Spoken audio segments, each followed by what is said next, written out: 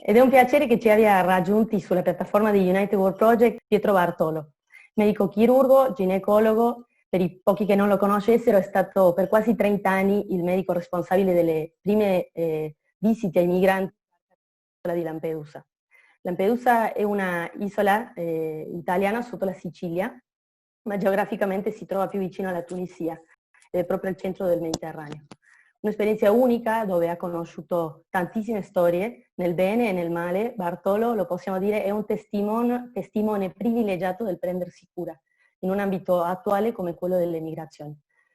Vorrei cominciare da un'impressione che mi è rimasta dal suo libro Lacrime di sale, ed è il fatto che non c'è fine, cioè questo impegno nel curare chi si trova di fronte, nella sua esperienza, è stato inarrestabile.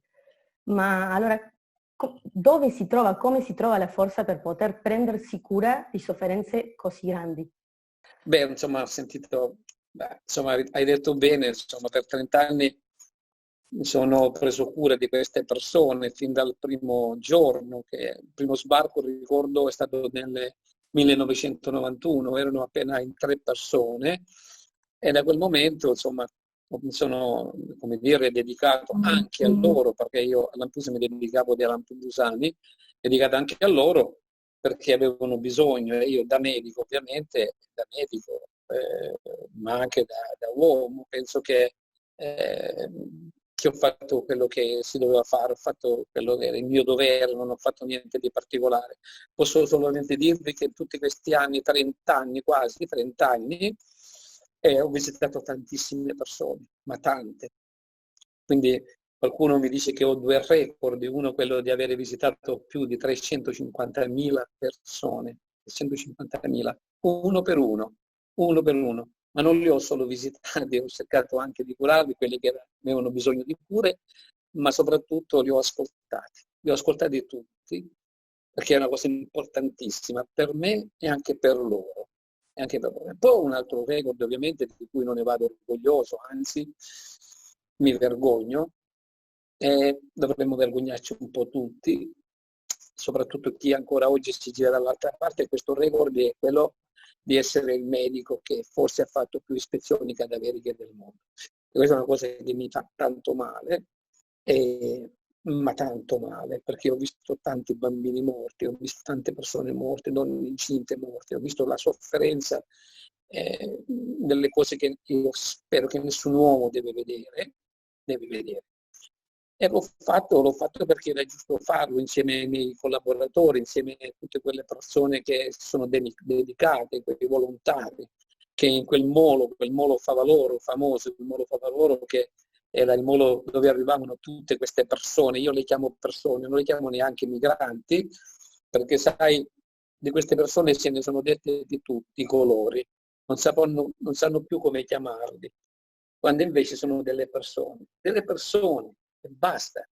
Ecco perché quando arrivano a Lampedusa, in quel molo Favaloro, la prima cosa che io ho chiesto anche ai miei collaboratori, il primo approccio non deve essere quello sanitario, non deve essere quello sanitario, ma deve essere quello umano, perché hanno bisogno di questo, perché fino a quel momento non sono stati mai considerati esseri umani, sono stati considerati sempre come degli oggetti da sfruttare, da violentare, da fare delle cose più incredibili. Le donne, puoi immaginare, le donne arrivano quasi tutte incinte, tutte violentate.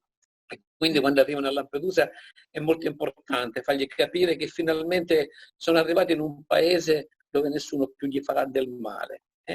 E vedi tu come cambiano il loro volto, lo vedi, l'ho notato, io le ho viste, io poi ho parlato con loro perché arrivano spaventate, arrivano terrorizzati, chissà cosa ci faranno questi nuovi ospiti. Invece poi si rendono conto che non sono arrivati in un paese dove nessuno gli farà più del male, e per noi, diciamo, ecco, questo approccio umanitario diciamo, ci vuole poco, basta un abbraccio, un sorriso, una pacca sulla spalla, un batticinque, un abbraccio affettuoso, un tè caldo, basta quello, perché poi alla fine non vogliono nulla e te ne sono grati per tutta la vita. E devo dire che in tutti questi anni noi l'abbiamo fatto, abbiamo cercato abbiamo cercato sempre di trattarli al meglio, come è giusto trattare queste persone, soprattutto quelle che sono state tratte da un naufragio. Sai, le persone che vengono tratte da un naufragio arrivano veramente, veramente spaventate, terrorizzate, con gravi problemi anche di natura psichica, quante volte. E te lo dice uno che ha vissuto un'esperienza bruttissima del naufragio, perché io prima di fare il medico, tu lo sai, facevo il pescatore, ero imbarcato, sono stato un naufrago, quindi ho vissuto questa esperienza. E quindi è giusto che queste persone abbiano quell'accoglienza, quell'attenzione che si deve dare a persone che hanno sofferto tanto, che ti vengono a chiedere un po' di aiuto, e quindi l'abbiamo fatto sia come medico, ma insomma come essere umano, insomma, mi pare giusto. E quindi non ho fatto niente di particolare. Qualcuno a volte mi dice: lei dottore, come hai fatto tu, come hai detto tu? Sì, sono un testimone, ma non sono un eroe per nulla. Anzi, mi dispiace quando mi dicono queste cose, perché se aiutare una persona, tendere la mano, un aiuto, è diventato ormai un gesto eroico, mi sembra, diciamo, di vivere una situazione così incredibile. Io penso di avere fatto quello che è giusto fare nei confronti di queste persone. Io faccio il medico, ho fatto pure un giuramento, per cui per me è normale, No, ecco appunto, lei è ginecologo, ha scelto occuparsi della vita che nasce, no? Allora, eppure si è dovuto occupare in tanti anni anche, come diceva prima, della vita che muore, no? Del riconoscimento dei cadaveri. Allora, prendersi cura di queste persone anche nel momento della morte, cosa vuol dire per lei? Ma guarda, io come ti dicevo prima ho fatto tantissime ispezioni cadaveriche, ma l'ho fatto che fa tanto male, sai quando tu apri quei sacchi che io odio, quei sacchi con la cerniera dove dentro ci sono, non sai cosa trovi, se trovo un bambino, se trovo una donna, se trovo un uomo, e ho paura a volte di aprire quei sacchi, sai, non te lo nascondo, anche se sono un medico, ho paura. E quindi, però, e poi devi fare quell'ispezione, quindi devi fare tutte le ispezioni cadaveriche, che è qualcosa di terribile, non è semplicemente constatare il decesso, devi spogliarli, devi catalogare tutto quello che hanno addosso, vestiti, e poi vedere più o meno l'etnia, il colore degli occhi, dei capelli, e quindi vedere se ha dei tatuaggi, vedere se ha delle ferite chirurgiche, deve aprire la bocca, deve contare i denti, vedere se ha delle protesi, otturazioni, tutto quello che serve per arrivare per dare una identità e dare una dignità a queste persone, perché non sono numeri, sai, sono delle persone. È vero, non sappiamo chi sono, e mettiamo anche i numeri, mettiamo un numero, 1, 2, 3, 100, 200, 300, sono arrivato a metterli in una sola volta 368 i numeri, ma insieme ai numeri mettiamo anche tutti questi indizi che possono dare una dignità a queste persone, perché sono delle persone. E magari essere a disposizione dei parenti che spesso vengono a cercare i loro figli, i loro mariti, i loro congiunti, vengono, quante volte vengono le mamme a dire: dottore, lei ha visto mio figlio, forse era morto. E quindi questo è importante, e l'ho fatto sempre, per aiutare loro, dare una dignità, ma anche per aiutare le famiglie quando vengono a cercarli. Sono stato là, testimone, a vedere, a incontrare queste persone straordinarie che hanno una forza incredibile, Pensa a bambini da soli che fanno viaggi interminabili, che superano ogni ostacolo, che hanno in testa solo quell'obiettivo di arrivare. E quindi praticamente è giusto, diciamo, fare quello che abbiamo fatto. Questi temi sul piano più politico, questa svolta che lei ha fatto, questa decisione di cambiare strada, di portare a sistema questa esperienza, portare questo metodo di cura a livelli più alti, affinché questa accoglienza diventi sistema. Come si fa questo? O come cerca lei di farlo nel suo lavoro oggi come membro del Parlamento europeo? Io ti devo dire la verità, per me è stata dura, sai, fare questa scelta, è stata molto dura, perché io preferisco fare il medico. ma sai quante volte ho messo in dubbio anche tutto quello che facevo, perché a volte pensavo, dico, ma è possibile che la gente non si muova, è possibile che chi deve fare qualcosa non fa nulla, e a volte dicevo basta, non ne voglio sapere più niente. Poi ci riflettevo ovviamente, magari dicevo sai Pietro, vedrai che fra un mese cambia tutto, invece non è cambiato nulla. E allora ecco, mi sentivo in colpa per questo, e allora ho cercato di andare oltre, di fare ancora di più di quello che, perché mi sentivo, dico, ma può darsi che io non faccio tutto quello che è giusto fare. Ed ecco anche la mia decisione di entrare in politica, di andare al Parlamento europeo, dove oggi sono, dove mi sto battendo con tutte le mie forze, insieme con i miei collaboratori, ma anche con altri colleghi e deputati che sono particolarmente sensibili, soprattutto in Commissione Libe, che è la commissione dove si occupa di questo fenomeno della migrazione, e mi manca la mia isola, ovviamente, la mia famiglia, certo. ovviamente, però era una scelta dettata dal senso di responsabilità di quella persona, di quel medico che ha vissuto quell'esperienza così drammatica, così dura, e quindi ho scelto questa strada perché credo nella politica, nella vera politica, quella che è servizio, la politica, quella con la P maiuscola, qualcuno dice, io penso che la politica è qualcosa di nobile, di molto nobile.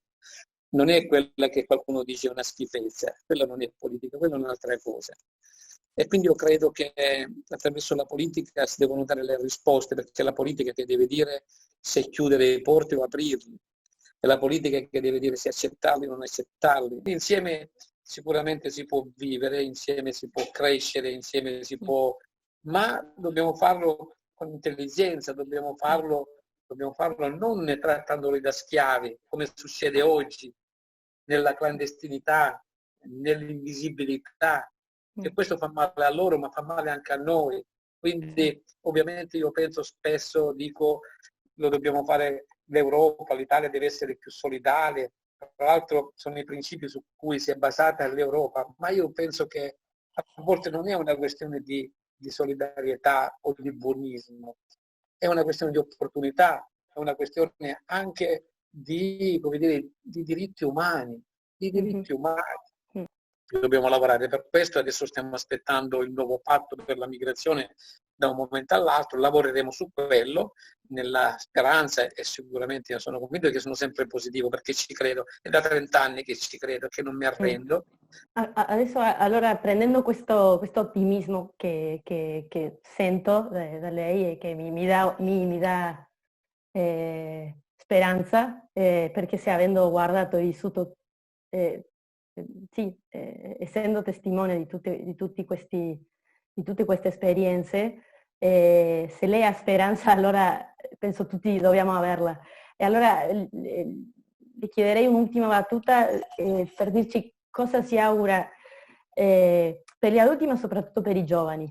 Proprio questo stavo dicendo, perché è un nostro dovere, sai, noi purtroppo vi stiamo lasciando un'eredità non bella, devo dire, quindi ne abbiamo una responsabilità enorme, tutti noi, io per primo forse non mi levo perché forse sicuramente avrò sbagliato in tante cose, soprattutto per non essere riuscito a fare capire quello che stava succedendo, quindi me ne sento una colpa, e quindi abbiamo sbagliato tanto, abbiamo sbagliato nei vostri confronti, quindi ecco, dobbiamo invece lavorare, e per questo sono ottimista, perché vi possiamo lasciare un futuro migliore.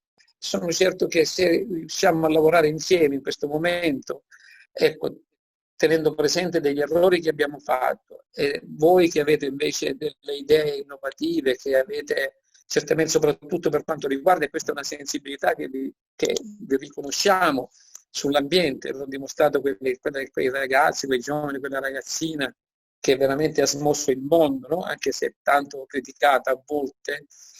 Greta, parlo di Greta, ecco, sì. Evidentemente la vostra sensibilità sicuramente è maggiore della nostra, che invece abbiamo sottovalutato questo problema, e quindi abbiamo anche il dovere oggi di insieme camminare per un futuro migliore, e quindi darvi la possibilità di diciamo, come dire, intraprendere un cammino che sia più rispettoso. Io guarda, quando parlo di valori, di parole, dico sempre che rispetto, la parola che io amo più di tutti, la parola più di tutti, più dell'amore, della fratellanza, tutto quello che vuoi è la parola rispetto, perché il rispetto c'è tutto dentro, rispetto della natura, rispetto del diverso, rispetto dell'amico, del nemico, dell'avversario, rispetto dei disabili, rispetto di tutto. Rispetto è la parola più bella che possa esistere. Allora, ecco, se noi teniamo conto di questo, sicuramente possiamo ritrovare la strada, quella maestra, la strada, quella che sicuramente ci fa onore, ci potrà fare onore e farà onore all'umanità intera. Ed è questo quello che dobbiamo fare. Mi rimane come importante questa cosa che per arrivare alla cura è prima importante arrivare a rispettare l'altro o l'altra cosa, quello che poi vogliamo curare. Allora, sì. La ringrazio tanto, dottore Bartolo, è stato un piacere Grazie. con noi. A voi, grazie a voi e a tutti quelli che ci hanno ascoltato, che ci ascolteranno ovviamente. Vi faccio un grande in bocca al lupo a voi giovani, grazie, che siete il nostro presente, ma siete soprattutto il nostro futuro. Il mondo è vostro. Grazie. Sappiatelo rispettare, cosa che non abbiamo fatto noi. E quindi vi ringrazio anticipatamente. Grazie, un grande impegno. Grazie. Grazie a voi. Ciao a tutti.